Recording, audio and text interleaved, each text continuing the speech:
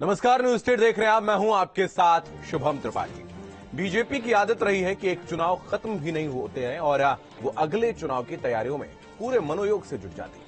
उपचुनाव के साथ ही बीजेपी पहले से ही निकाय चुनाव के लिए रणनीति तैयार कर रही थी। वहीं समाजवादी पार्टी में अभी जीत की खुमारी ही नजर आ रही है। आज लखनऊ में पार्टी की अहम बैठक है, जिसके बाद कार्यकर्ताओं में उत्साह का संचार हो सकता है। शिवपाल को कितनी बड़ी जिम्मेदारी दी जाएगी, इस पर सबकी नजर होगी। आज खबर विशेष में शहर का रण, जीत का प्रण और अपने खास मेहमानों के साथ चर्चा करेंगे, लेकिन पहले देखते हैं एक खास रिपोर्ट।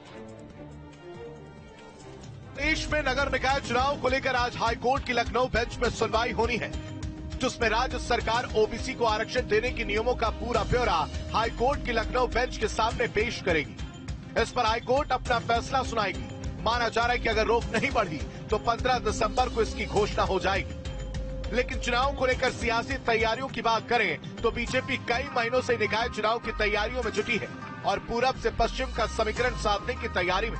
लोकसभा चुनाव 2024 से पहले होने वाले निकाय चुनाव महत्वपूर्ण है, लिहाजा बीजेपी ने मंडल समितियों को सशक्त करने की रणनीति बनाई है। बूथ से मंडल तक टीम सक्रिय की जाएगी और समितियों में सामाजिक समीकरण को ध्यान में रखा जाएगा। समिति के सदस्यों को बूथ और सेक्टर स्तर पर प्रवास करना होगा। पार्टी प्रमुख जातियों, लाभार्थियों, युवाओं और महिलाओं के सम्मेलन आयोजित करेगी। सोशल मीडिया के जरिए बूथ तक पहुंचने की प्लानिंग की गई है। बूथ के प्रत्येक मतदाता को व्हाट्सएप ग्रुप से जोड़ने की तैयारी है। पदाधिकारियों से कहा गया है कि वो किसी को टिकट का वादा न करें।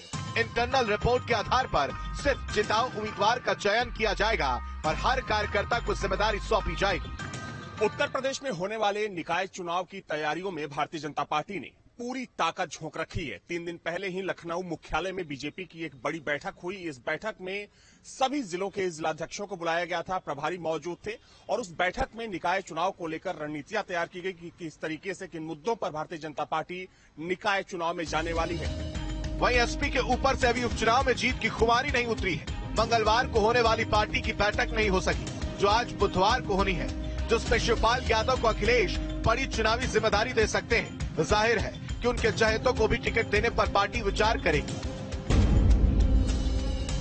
एसपी ने 17 नगर निगम, नगर पालिका और नगर पंचायतों की कमेटी बनाई है, जिसमें पार्टी के विधायक, चुनाव लड़े प्रत्याशी और जिला अध्यक्ष शामिल होंगे। उम्मीदवारों के नाम का एक पैनल बनाकर कमेटी लखनऊ भेजेगी। एसपी कार्यालय लखनऊ से प्रत्याशियों को एक फॉर्म जारी किया गया है, जिसके आधार पर ही पार्टी प्रत्याशियों के नाम तय करेगी। निकाय चुनाव में 2 सीटों पर मिली जीत के बाद अब समाजवादी पार्टी निकाय चुनाव में पूरी ताकत झोंकने वाली है।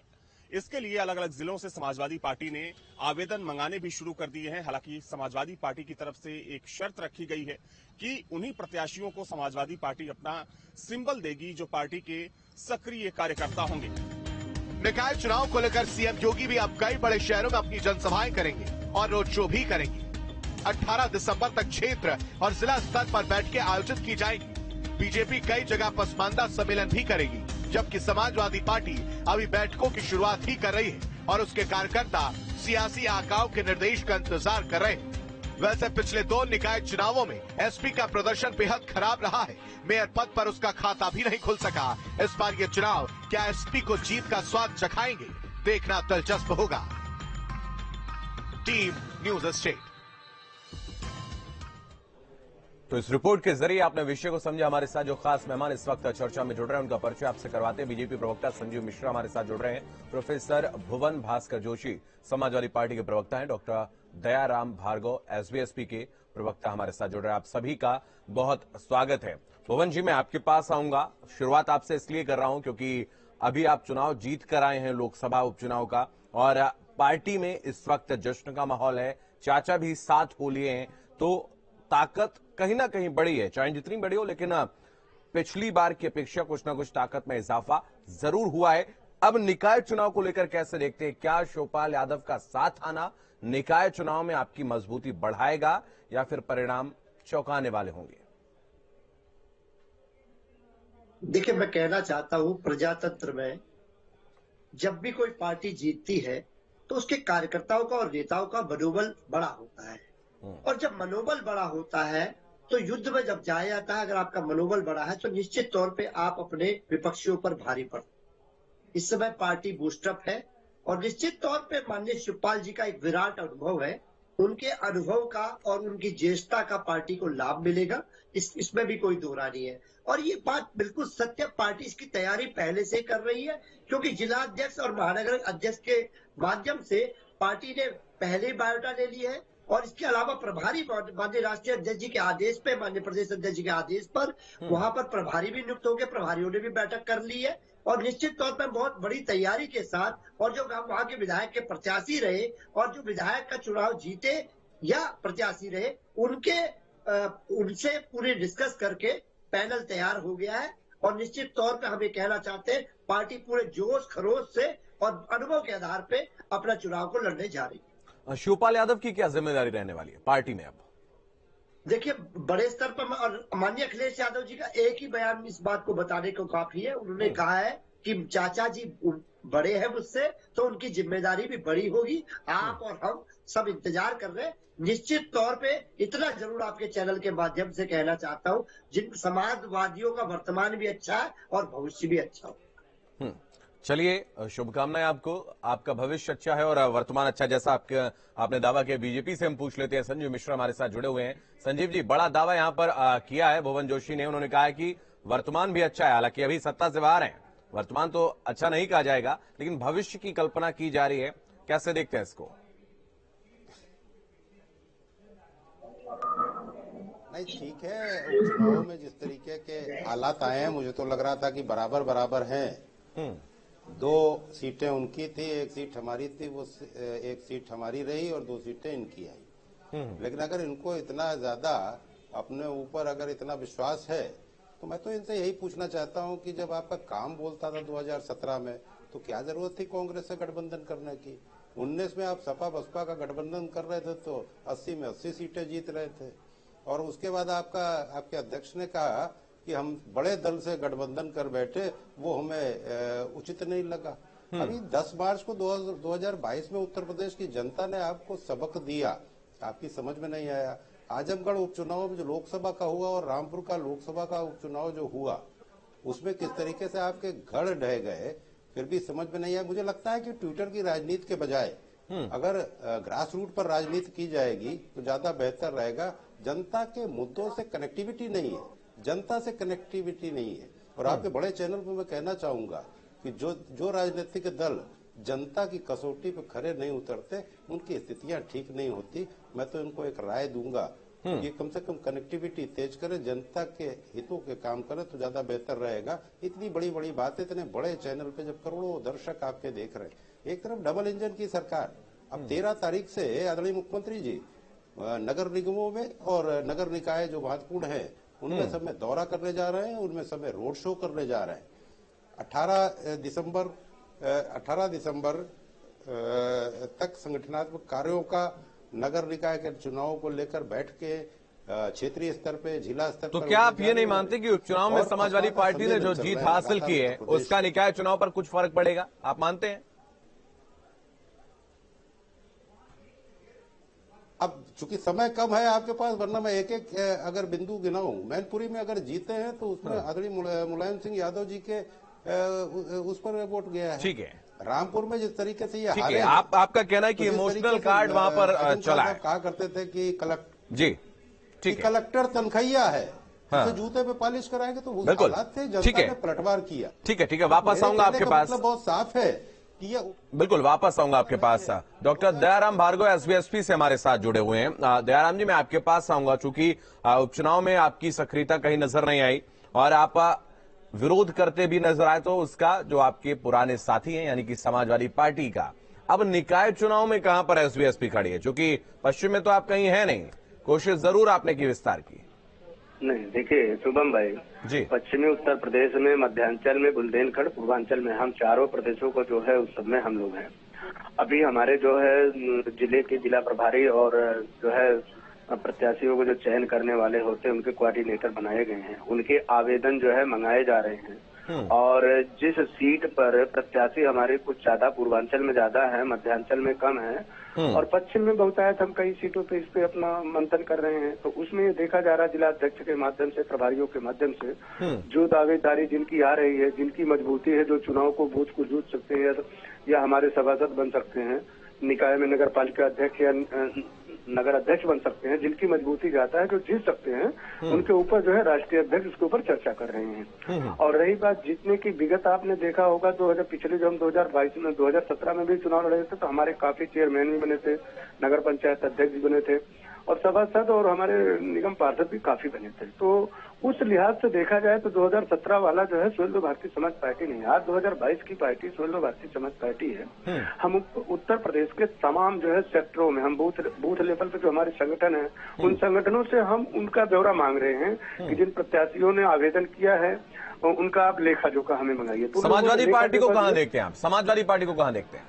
देखिए, समाजवादी पार्टी जो है अपना काम कर रही है, सुहेलदेव भारतीय समाज पार्टी अपना काम कर रही है, दोनों, और भारतीय जनता पार्टी अपना काम कर रही है। सभी पार्टियां अपना अपना काम कर रही हैं। लेकिन इस बार मैं बता रहा हूं, पिछले साल के मुकाबले पीछे जो विगत 5 साल पहले निकाय का चुनाव हुआ था, इस बार 2022 में सुहेलदेव भारतीय समाज पार्टी कम से कम डबल करके दिखाएगी जो भी हमारे रहे हो पिछले में। इसलिए हम कह रहे हैं कि चूंकि हम 2017 में जो पूर्वांचल में थे, लेकिन 2022 में पश्चिमी उत्तर प्रदेश में है, मध्यांचल में है, बुंदेलखंड में है, हम इन तीन प्रांतों में मिला करके। बिल्कुल ठीक है, वापस आपके पास आएंगे। आदर्श हमारे सहयोगी इस वक्त हमारे साथ बने हैं। आदर्श, आपके पास आएंगे। अब चुनावी शंखनाद का बस इंतजार रह गया है। सारे राजनीतिक दल पूरी कोशिशों में जुटे हुए हैं कि निकाय चुनाव में वो बेहतर करें, अच्छा करें। बीजेपी जहां लगातार ताकत में और भी अपना इजाफा करती चली जा रही है, और समाजवादी पार्टी की अगर हम बात करें तो निकाय में 0 पर है। अगर हम निगमों की बात करें तो कोई ऐसा निगम नहीं जहां पर समाजवादी पार्टी का कोई महापौर हो। तो ऐसे में कितनी बड़ी चुनौती है और क्या मैनपुरी की जीत कोई बूस्टअप दे पाएगी?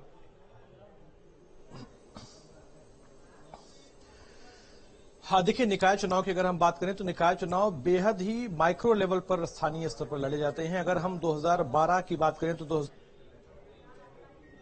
सरकार रही है और उस दौरान भी अखिलेश यादव यानी ये समाजवादी पार्टी का जो प्रदर्शन था निकाय चुनाव बेहद खराब था। उस समय भी बीजेपी के कई निगमों में, कई निकायों में अच्छे पदों पर लोग बैठे हुए थे। निश्चित तौर पर जो एकदम माइक्रो लेवल पर जिसको मैनेजमेंट कहते हैं, उसमें बीजेपी कहीं न कहीं से बाजी मार ले जाती है। और खासतौर पर निकाय चुनाव, नगरीय चुनाव जो होते हैं, अगर हम उन इलाकों की बात करें तो जो शहरी इलाकों में जो एक खास वोट होता है, जिसको हम ये कह सकते हैं कि एक खास समाज के लोगों का वोट होता है, उसमें कहीं न कहीं समाजवादी पार्टी जरूर आगे बढ़ती है, कोशिश करती है। लेकिन अगर हम बाकी बड़े लेवल पर, बृहद स्तर पर बात करें, चाहे व्यापारी वर्ग हो या फिर अन्य जातियों के लोग हों, तो उनका भरोसा कहीं न कहीं बीजेपी को लेकर ज्यादा रहता है। और यही वजह है कि जो शहरी इलाके हैं जहां पर व्यापारियों का, इसके साथ साथ दूसरे लोगों का वोट सबसे ज्यादा होता है, उन जगहों पर बीजेपी को बढ़त मिल जाती है। रही बात मैनपुरी चुनाव से क्या समाजवादी पार्टी को इससे कोई फायदा होगा, तो मैं ये कहूंगा कि मैनपुरी का चुनाव जो है, उपचुनाव जो रहा है, वो निश्चित तौर पर सिंपैथी के साथ साथ नेताजी के सम्मान का चुनाव रहा है। अब ऐसे में निकाय चुनाव से उससे मुझे नहीं लगता कि बहुत ज्यादा बूस्टअप मिलेगा, क्योंकि स्थानीय स्तर पर जो मुद्दे हैं वो इन बड़े लेवल पर सिंपैथी के साथ को जोड़ा नहीं जा सकता है। इसलिए स्थानीय स्तर पर जो मुद्दे हैं, या यूं कहें कि जो भरोसा पिछले कई सालों से बना आ रहा है, उसको तोड़ना थोड़ी सी समाजवादी पार्टी के लिए चुनौती जरूर होगी। बिल्कुल, तो तोड़ना यहां पर समाजवादी पार्टी के लिए चुनौती है। और निकाय चुनाव की तैयारियों में जीत हासिल करने के लिए जो राजनीतिक दल हैं, उनके अपने अपने दावे हैं। पार्टियों का क्या कुछ कहना है वो भी हम आपको सुनाएंगे। और लगभग सारे राजनीतिक दल जो हैं वो अपनी जीत को तय मान रहे हैं। बीजेपी जहां माइक्रो लेवल पर अपनी बूथ को सुधारने में जुटी हुई है, जो कील काटे उनको दुरुस्त करने में जुटी हुई है, वहीं समाजवादी पार्टी का कहना है कि वो इस बार जो शहरी क्षेत्र में जहां उनकी पार्टी अमूमन निगमों में कमजोर बताई जा रही है, वहां पर वो तैयारियों में जुटे। देखिए, देखिए, निकाय चुनाव को लेकर समाजवादी पार्टी की तैयारी भारतीय जनता पार्टी से कहीं आगे, कहीं बेहतर है। समाजवादी पार्टी ने सबसे पहले प्रभारी नियुक्त किए थे, जिनके नेतृत्व में उत्तर प्रदेश में बूथ पे काम किया गया, वोटर लिस्ट पे काम किया गया। और उत्तर प्रदेश में हुए 3 उपचुनाव में समाजवादी पार्टी को मिली भारी सफलता से समाजवादी पार्टी के नेता, कार्यकर्ताओं में उत्साह है। जनता समाजवादी पार्टी के साथ है और इस चुनाव में जनता भारतीय जनता पार्टी को हराना चाहती है, इसलिए समाजवादी पार्टी को वोट देना चाहती है। आने वाले चुनाव में भारतीय जनता पार्टी को करारी हार का सामना करना पड़ेगा। निकाय चुनाव में छोटे राजनीतिक दल पहले ही बहुत प्रभावी नहीं रहे हैं। भारतीय जनता पार्टी ने पिछले निकाय चुनाव में 16 नगर निगमों में से 14 नगर निगम जीते थे।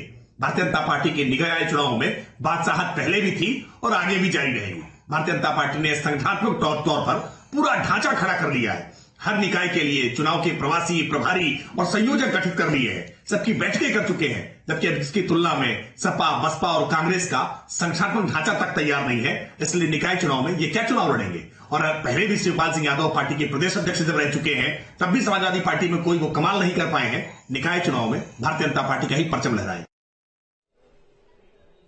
भुवन जी, मैं आपके पास आऊंगा। अगर हम देखें समाजवादी पार्टी आखिर क्या वजह रहती है जो निगम चुनाव में बेहतर प्रदर्शन नहीं कर पाई है? क्या इसके पीछे के कारण रहे हैं? भले ही आप कह रहे हैं कि शहरी क्षेत्रों में हम कमजोर हैं, कोशिश कर रहे हैं लगातार दुरुस्त करने की संगठन को, क्या संगठन दुरुस्त हो पाएगा? देखिए, पहले तो मैंने कभी नहीं कहा कि हम शहरों में कम है। ये आपका आकलन होगा या किसी और ने आपकी पार्टी का ही ये पक्ष है, दूसरे नेता का है, लेकिन आपकी पार्टी जी। मैं आपको बताता चाहता हूँ, जमहूरियत में, लोकतंत्र में, डेमोक्रेसी में जनता मालिक होती है और जनता की जो भावनाएं है वो केवल समाजवादी पार्टी की ओर है। क्योंकि माननीय हम ये देख पा रहे हैं, जब से 6 साल का इनका लगभग कार्यकाल हो रहा है, टोटल फेलियर है। युवा परेशान है क्योंकि लगातार परेशानी नहीं हो पा रही है। किसान परेशान है क्योंकि किसानों से जो वादे करे पूरे नहीं हुए और किसानों को लगातार गाली देने का जो इनका काम बड़े बड़े नेता करते हैं वो लगातार बदस्तूर जारी है। और महिलाओं का आप देख लीजिए, लगातार आप देखिए किस प्रकार का उत्पीड़न प्रदेश में हो रहा है। लगातार आप घटनाएं सुन पा रहे हो कि अपने चैनल के माध्यम से, अन्य चैनलों के माध्यम से। निश्चित तौर पे कहना चाहता हूं, इस बार जो इनका फेलियर है और समाजवादी पार्टी का जो कार्यकर्ता है उसका मनोबल बढ़ा हुआ है और कार्यकर्ताओं में जो लगातार ये लंबी जीते, मैं कहना चाहता हूं जो लंबी जीते, अभी देखिए 3 लाख के लगभग 3 लाख के करीब से माननीय हमारी सांसद मैनपुरी की डिम्पल यादव जी जीती है और ऐसे ही हमारे वहां पर हमारे जो सहयोगी गठबंधन के वो जीते हैं खतौली में। इसी प्रकार आप देखिए रामपुर में कितना अच्छा चुनाव लड़े, लेकिन पूरे देश और प्रदेश से सोशल मीडिया के माध्यम से देखा कि वहां पर किस प्रकार का शासन ने, पुलिस ने वहां वोटरों को रोकने का काम करा। तो निश्चित तौर पे आज मनोबल जनता हमारे साथ है और हम ये जनता के भावनाओं के अनुरूप खड़े रहेंगे, ये मैं बहुत जिम्मेदारी से आपसे कहना चाहता हूँ। बिल्कुल, तो देखने वाली बात होगी क्या समाजवादी पार्टी बेहतर कर पाएगी। और हमारे साथ बीजेपी से इस वक्त संजीव मिश्रा जी बने हुए हैं। संजीव जी, मैं आपके पास आऊंगा।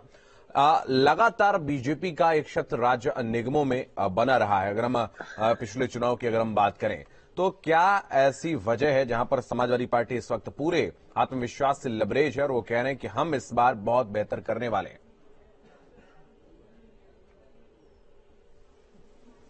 देखिए, टीवी पे केवल बोलना और टीवी पे केवल बड़ी बड़ी बातें करना, ये समाजवादी पार्टी का एक अभियान रहा है। जहां तक ग्रास रूट की बात है तो गुंडे अपराधियों की पार्टी बहुत ज्यादा दिन जनता बर्दाश्त नहीं करती। मैंने तो शुरू में कहा कि 2017 में जब ये इनका काम बोलता था तो किस तरीके से कांग्रेस से गठबंधन किया, 50 के नीचे 47 पे आ गए। 19 में क्या हुआ सबको पता है। बड़े दल से गठबंधन करना इनको हजम नहीं हुआ। अभी 10 मार्च को 2022 में तो ये चुनाव विधानसभा का उत्तर प्रदेश में हार के आए हैं। तो मनोबल कहां से इनका बढ़ रहा है और जनता के लिए क्या कर रहे हैं, मैं समझता हूँ कि इस संबंध में भुवन जी, आप गुंडे बदमाश की पार्टी है, उनका कहना है, जनता पार्टी की आरोप है आप गुंडे और बदमाशों की पार्टी। 16 नगर निगम में 14 तो हमारे पास थे। 1300 नगर निगम के जो पार्षद थे उसमें 592 हमारे थे। तो इनका तो खाता नहीं खुला था। इसे तो बीएसपी के 2 मुझे लगता है कि जवाब दीजिए, बहुत बड़ा आरोप है इनका खाता नहीं खुलता। मुझे लगता है कि आत्मविश्वास में है यही होने वाला नहीं है। समाजवादी पार्टी ट्विटर की पार्टी है, गुंडों अपराधियों की पार्टी है, भला नहीं उत्तर प्रदेश में होने वाला। लेकिन ये अभिमान है इनके अंदर अभिमान आ गया है। ये जनता को कुछ मान ही नहीं रहे। मैं कहना चाहता हूँ बहुत गंभीरता से, 2 सांसदों वाली पार्टी थी, ये यहाँ तक पहुंचे। हमने यहाँ इस प्रदेश में जनता आपको मान रही है। 2017, 2019, 2022 में जवाब दे रही है जनता को आप नहीं समझ पा रहे और जनता की कसौटी में आप खड़े नहीं उतर पा रहे, यही आपकी समस्या है। मैं इनको बताना चाहता हूँ कि समाजवादी पार्टी की उत्तर प्रदेश में 4 बार सरकार रही है। जरा इतिहास को पढ़ लीजिएगा, इतिहास को समझ लीजिएगा। समाजवादी पार्टी को हल्के में कभी एक भी उद्योग नहीं लगाने वाली पार्टी रही,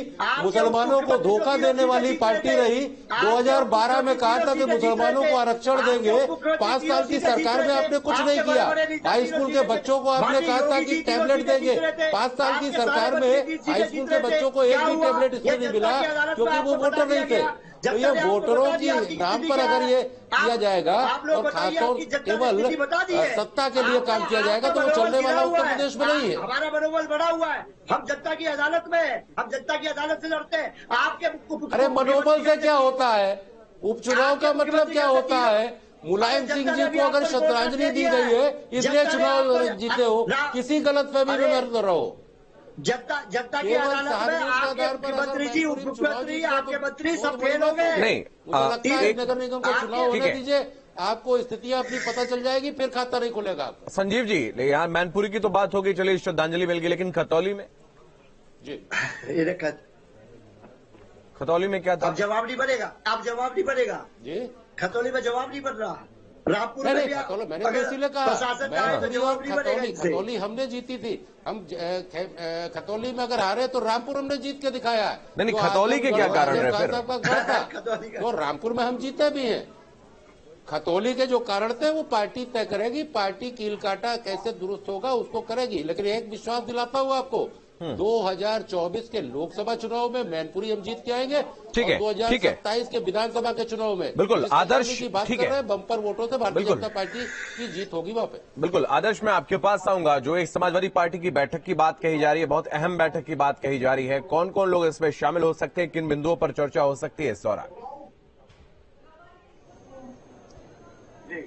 मुझसे पूछ रहे हैं। और देखिए, निश्चित तौर पर समाजवादी पार्टी की अहम बैठक मानी जा रही है, जिसमें कहा जा रहा है कि अखिलेश यादव के साथ शिवपाल यादव भी शामिल हो सकते हैं। हालांकि आधिकारिक तौर पर ऐसी कोई सूचना फिलहाल नहीं आई है, लेकिन ये माना जा रहा है कि इस बैठक में नगर निकाय के चुनाव में जो उम्मीदवार होंगे उनके नामों पर कैसे फैसला लेना है, जो विधायक हैं समाजवादी पार्टी के, उनके जरिए जो राय मशवरा करना है, उनकी छवि कैसी है, उनका क्षेत्र में काम कैसा है, इन तमाम चीजों को लेकर डिस्कशन होना है। और 2 से 3 नामों के जो लिस्ट है हर निकाय से लेकर वो मंगाई गई है। तो ऐसे में एक नाम को फाइनलाइज करने के लिए निश्चित तौर पर स्थानीय स्तर के जो विधायक नेता हैं उनके साथ बैठकर ये सभी जो समाजवादी पार्टी की बड़ी लीडरशिप है वो लोग तय कर सकते हैं कि आखिर किसको फाइनल करना है, किसके नाम पर मोहर लग सकती है, जातीय गणित के आधार पर, क्षेत्रीय संगठन के आधार पर कौन फिट बैठता है। इन तमाम चीजों को लेकर निश्चित तौर पर एक बड़ी बैठक होनी है, लेकिन आधिकारिक समय और कौन कौन लोग उसमें शामिल होंगे फिलहाल इसके बारे में कोई जानकारी उपलब्ध नहीं है। बिल्कुल दयाराम जी, मैं आपके पास आऊंगा। भारतीय जनता पार्टी का साफ तौर पर कहना है कि जो उनके सहयोगी दल है उनको साथ लेकर चलेंगे और निगमों में या फिर जो निकाय चुनाव होने वाले हैं उनमें मजबूती के साथ लड़ेंगे। तो क्या आपसे संपर्क करने की कोशिश हुई है या फिर आपकी तरफ से पहल हुई है? नहीं, देखिए शुभम भाई, सुरेंद्र भारतीय समाज पार्टी के नेता आदरणीय ओम प्रकाश राजभर ने साफ कहा कि निकाय चुनाव हम अपने दम पे, और विगत हम 2017 में जब चुनाव लड़े थे तो पूर्वांचल में लड़े, लेकिन इस बार हम पश्चिमी उत्तर प्रदेश, मध्यांचल और बुंदेलखंड चारों प्रदेशों को जो बटा हुआ भाग है, हमारे चारों प्रदेश अध्यक्ष हैं, हम अपने कार्यकर्ताओं के माध्यम से जो संगठन में हमारे जो पदाधिकारी बनाए गए हैं, जो बूथ लेवल के पदाधिकारी हैं, जो हमारे सेक्टर के प्रभारी हैं, जो नगर के प्रभारी हैं, तो उन तमाम लोगों का फीडबैक हम ले रहे हैं।